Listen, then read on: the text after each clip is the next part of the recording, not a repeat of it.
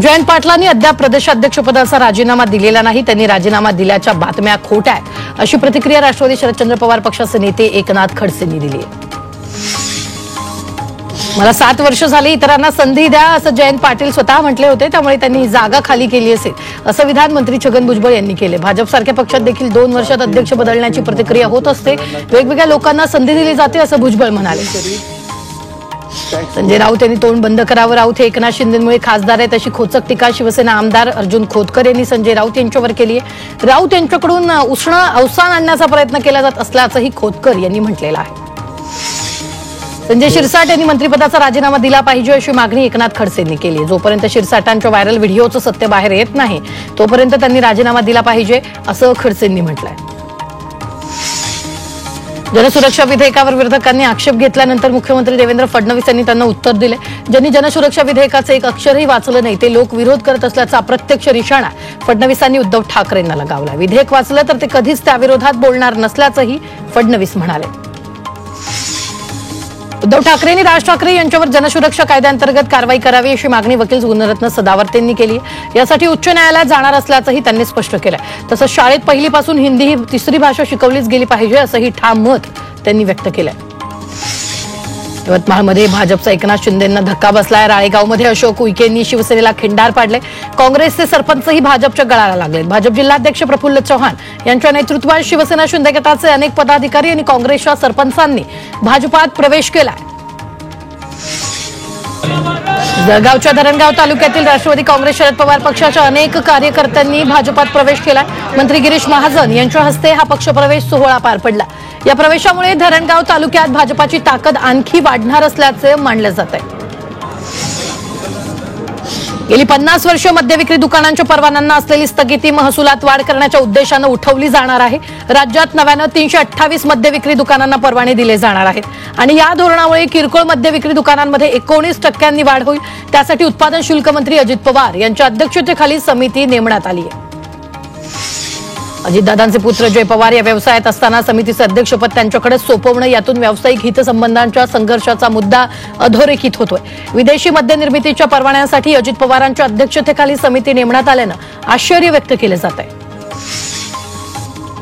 लाडकी बहीण योजनेमुळे सरकारी तिजोरीवर भार पडत असल्याची कबुली मंत्री छगन भुजबळांनी दिलेली आहे. लाडकी बहीण योजनेमुळे राज्यावर 45,000 कोटींचा बोजा पडतोय. त्याचा फटका हा इतर योजनांना बसत असल्याचं भुजबळ म्हणाले. सरकारच्या तिजोरीतील ही तूट भरून काढण्यासाठी सरकार वाईन शॉप लायसन्स सारखा उपाय करत असल्याचा दावा भुजबळांनी केला. विशेष सरकारी वकील उज्ज्वल निकम यांची राज्यसभेवर वर्णी लागलेली आहे. राष्ट्रपतींकडून उज्ज्वल निकम यांची राज्यसभेवर निवड करण्यात आली. 2024च्या लोकसभेला त्यांनी भाजपकडून निवडणूक लढवली होती, मात्र त्यामध्ये त्यांचा पराभव झाला. निकमांसह 4 जणांच्या नावाची घोषणा करण्यात आली. राष्ट्रपती नियुक्त खासदार म्हणून नियुक्ती झाल्यानंतर उज्ज्वल निकम यांना थेट पंतप्रधान नरेंद्र मोदींनी फोन केला. यावेळी मोदींनी मराठीत संवाद साधल्याचं निकम यांनी सांगितलं. मोदींनी हिंदीत बोलू की मराठीत असं विचारल्याचंही निकमांनी म्हटलंय. राष्ट्रपती कोट्यातून वकील उज्ज्वल निकम यांची राज्यसभेवर निवड करण्यात आली आहे. या निमित्त मुख्यमंत्री देवेंद्र फडणवीस यांनी त्यांचं अभिनंदन केलं. तसंच पंतप्रधान देशभक्तांच्या मागे उभं राहतात असं म्हणत त्यांनी राष्ट्रपतींसह पंतप्रधान नरेंद्र मोदींचेही आभार मानले. अॅडव्होकेट उज्ज्वल निकमांना राज्यसभेवर खासदारकी मिळाल्यानंतर भाजप नेते आशिष शेलारांनी त्यांचं अभिनंदन केलं. मुंबईचे योद्धे राज्यसभेत असा उल्लेख करत त्यांनी एक्सवर पोस्ट केलेली. केंद्रीय राज्यमंत्री रामदास आठवले यांनी उज्ज्वल निकम यांची त्यांच्या मुंबईतील निवासस्थानी भेट घेतली. निकम यांची राज्यसभा सदस्यपदी निवड झाल्याबाबत आठवलेंनी त्यांचं अभिनंदन केलं. यावेळी वारकरी संप्रदायाचे नेते विठ्ठल पाटील उपस्थित होते. श्रीरामपूरच्या एमआयडीसी परिसरात महाराष्ट्र स्टेट इलेक्ट्रिसिटी ट्रान्समिशन कंपनीच्या केव्ही उपकेंद्राच्या कामाचा शुभारंभ करण्यात आला. पालकमंत्री राधाकृष्ण विखे पाटील यांच्यासह काँग्रेस आमदार हेमंत ओगले यांच्या उपस्थितीत हा सोहळा पार पडला. या प्रकल्पामुळे परिसरातील औद्योगिक विकासाला चालना मिळणार आहे. युनेस्कोच्या जागतिक वारसा यादीत सिंधुदुर्ग जिल्ह्यातील 2 किल्ल्यांचा समावेश आहे. हा आमच्यासाठी अभिमानाचा क्षण आहे असं विधानमंत्री नितेश राणेंनी केले. तसंच खरे शिवप्रेमी आणि शिवरायांचे खरे मावळे कसे असावे त्याचं उत्तम उदाहरण नरेंद्र मोदी आहेत असंही राणेंनी म्हटलंय. बीडमध्ये खासदार बजरंग सोनवणे यांच्या समर्थकांनी चक्क हॉटेलमध्ये बंदुकीसोबत फोटो सेशन केलं. इतकंच नाही तर ते फोटो व्हॉट्सअप स्टेटसवर सुद्धा शेअर केले. मात्र हे शॉप चांगलंच अंगलट आलेलं आहे. पोलिसांना याची माहिती मिळताच तात्काळ कारवाई करत 4 जणांविरोधात गुन्हा दाखल करण्यात आला. यवतमाळमध्ये बच्चू कडूंनी 7/12 कोरा यात्रा सुरू केली। यात्रेच्या 7व्या दिवशी बच्चू कडू आणि शेतकऱ्यांनी डोळ्यावर काळ्या पट्ट्या बांधून सहभाग नोंदवला। सरकारला शेतकरी जनतेचे हाल दिसत नाहीत, त्यामुळे सरकारचे डोळे उघडण्यासाठी डोळ्याला पट्टी बांधून पदयात्रा निघाल्याचं यावेळी बच्चू कडू म्हणाले। आगामी स्थानिक स्वराज्य संस्था निवडणुकांसाठी मोर्चे बांधणी करण्यासाठी शिवसेना उद्धव बाळासाहेब ठाकरे पक्षाच्या पदाधिकाऱ्यांकडून खासदार अरविंद सावंत आढावा घेत आहेत। यवतमाळमध्ये पदाधिकाऱ्यांशी बैठका घेऊन बूथनिहाय संघटनात्मक बांधणी करण्याचे निर्देश देण्यात आले। सध्या भारतीय न्यायव्यवस्था अनोख्या आव्हानांना तोंड देते। काही वेळा खटल्यांमध्ये निकालासाठी इतका उशीर होतो की यासाठी अनेक दशकं लागत असल्याची खंत सरन्यायाधीश भूषण गवई यांनी व्यक्त केली। आपल्या न्यायव्यवस्थेमध्ये सुधारणा करण्याची अत्यंत गरज आहे असंही त्यांनी म्हटलंय। चंद्रपूर शहरातील विविध भागात पाणी पुरवठा भूमिगत गटारांच्या कामासाठी खोदकामं सुरू आहेत, त्यामुळे रस्त्यांची दुरावस्था झाली असून नागरिकांच्या तक्रारी वाढल्या आहेत। त्या लक्षात घेत आमदार किशोर जोरगेवार यांनी शहराचा दौरा करत अधिकाऱ्यांना रखडलेली कामं पूर्ण करण्याच्या सूचना दिल्या। डोंबिवलीतील रस्त्यांवर पडलेल्या खड्ड्यांमुळे नागरिक आणि वाहन चालक त्रस्त झालेत। या त्रासाला कंटाळून एका रिक्षा चालकानं प्रशासनाची वाट न पाहता स्वतःच रस्त्यावरील खड्डे बुजवण्यास सुरुवात केली। याचा व्हिडिओ सोशल मीडियावर व्हायरल होतोय। सांगलीच्या पलूस तालुक्यात रस्त्यासाठी एका तरुणानं मुख्यमंत्री, उपमुख्यमंत्री आणि पालकमंत्र्यांना साथ घातली। तर बुर्ली गावातील पदप्पा मळा या ठिकाणी वस्तीवर पक्का रस्ता नसल्यानं ग्रामस्थांना चिखलातून वाट काढत जावं लागतंय। यावेळी रस्त्याची दखल घेऊन तातडीनं रस्ता करून द्यावा अशी मागणी केली जाते। नांदेडच्या ग्रामीण भागातील रस्त्याचं काम निकृष्ट दर्जाचं असल्याचं समोर आलंय। डांबरी रस्ते चक्क हातानं उखरून काढल्याचं ग्रामस्थांनी व्हिडिओ केलेला आहे। तर 4 तालुक्यातील विविध रस्त्यांचे असे व्हिडिओ व्हायरल झाले। रत्नागिरी जिल्ह्यातील गोवा किल्ला नष्ट होण्याच्या मार्गावर आहे। सुवर्णदुर्ग किल्ल्याला लागूनच असलेल्या या किल्ल्याची तटबंदी ढासळली आहे। या किल्ल्याच्या 4ही बाजूचे बुरुज ढासळले।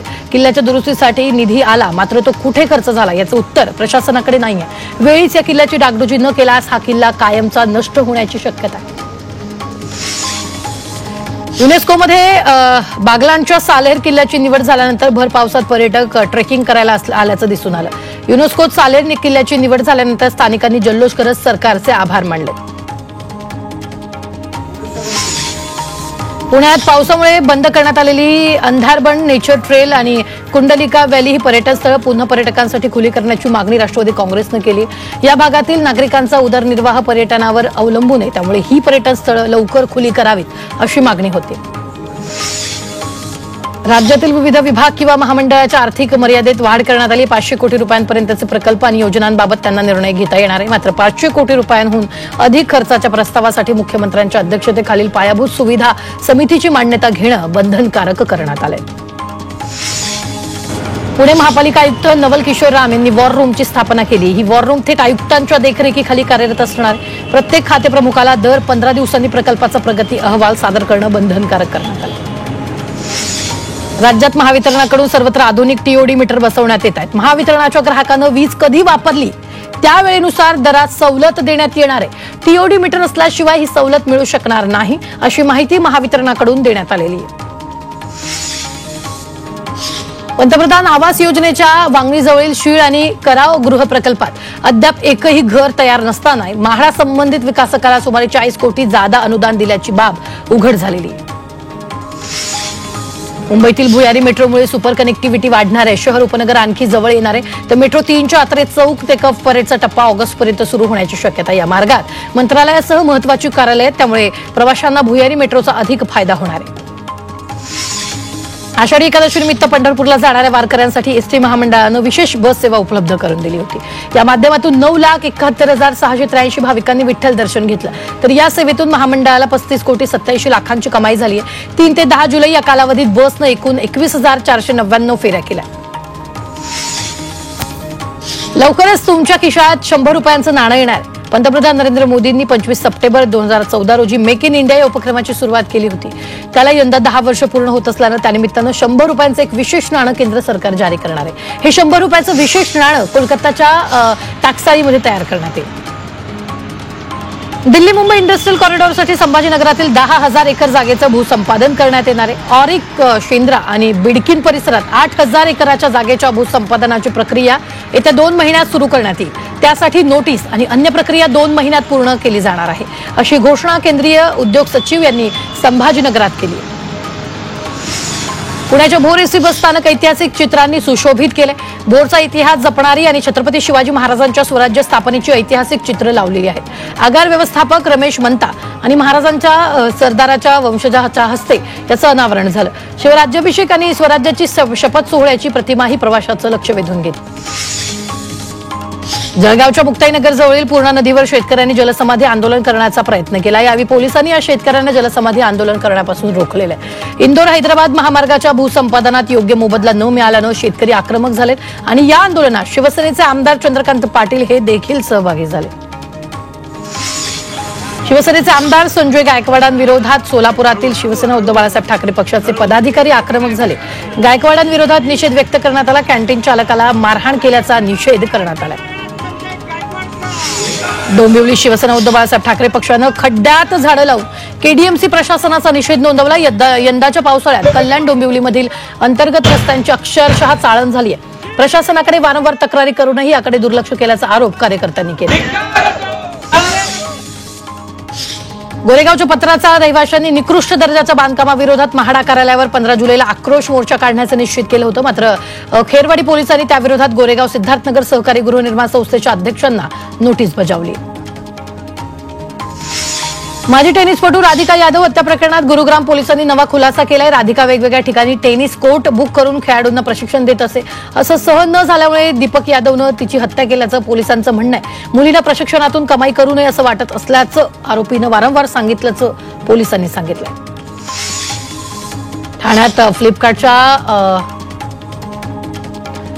ठाण्यात फ्लिपकार्टमध्ये मुदत संपलेल्या वस्तूची विक्री करणाऱ्या दोघांना अटक करण्यात आलेली आहे। त्यांच्याकडून 3 लाखांचं साहित्य जप्त करण्यात आलं। आरोपीनं फ्लिपकार्ट कंपनीकडून नष्ट करण्यासाठी दिलेल्या मुदतबाह्य अन्नधान्य तसंच इतर साहित्याची दुसऱ्या कंपनीच्या नावे विक्री केली आहे। या प्रकरणी शीळ डायघर पोलीस ठाण्यात गुन्हा दाखल करण्यात आला आहे।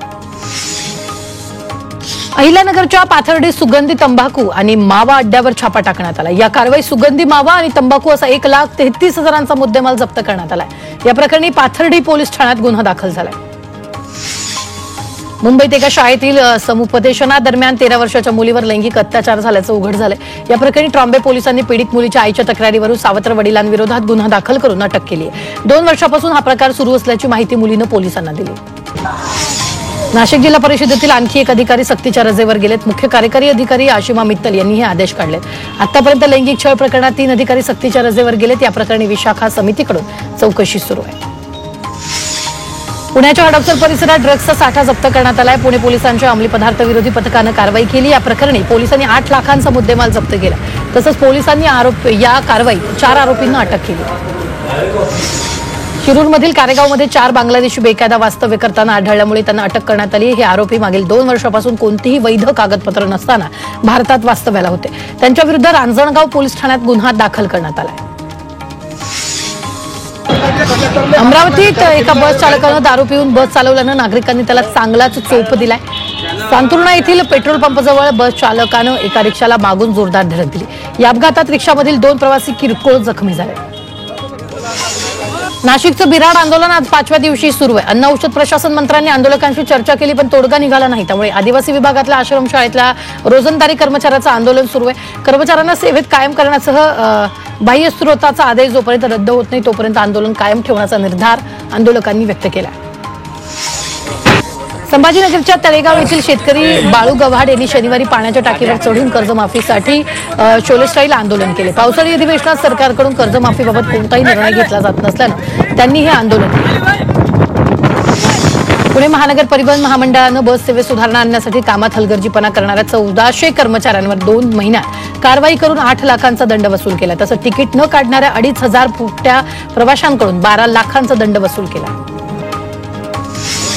ठाण्यात बेकायदा इमारतींच्या जागेवर वृक्ष लागवड करण्यात येणारे हरित क्षेत्र असल्यानं ठाणे महापालिकेनं हा निर्णय घेतलाय। मुंब्रा इथल्या शीळ भागातील 21 बेकायदा इमारती जमीनदोस्त करण्याची कारवाई सुरू आहे। त्यानंतर मोकळ्या जागेत वृक्ष लागवड करण्यात येणार आहे।